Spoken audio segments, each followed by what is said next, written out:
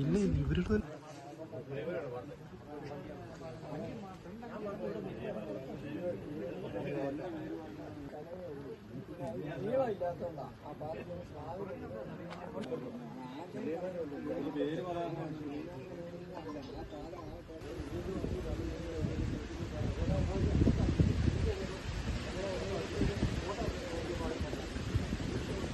പിന്നെ ഈ വണ്ടി ഇവിടെ നിർത്തുകയും തിരിക്കരുതെന്ന് ഞാൻ പറഞ്ഞതാ.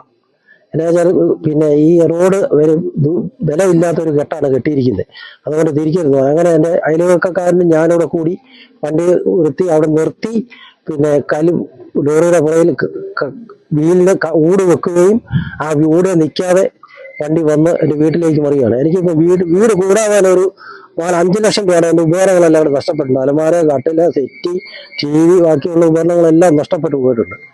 ഞാൻ കൂലിപ്പണിയെടുത്താണ് ജീവിക്കുന്നത്. മറ്റു നിർവാഹമൊന്നുമില്ല. 10 സെന്റ് സ്ഥലമേ ഉള്ളൂ. ഇത് വീടിനാണ് ഭീകരമായ ചിലവാണ്. എനിക്ക് ലോൺ ഉണ്ടായാലും ലോണെല്ലാം ഞാൻ പണിയെടുത്ത് തീർത്ത് കൊണ്ടുവന്നിരിക്കുന്ന ഒരു ഭാഗമാണ്.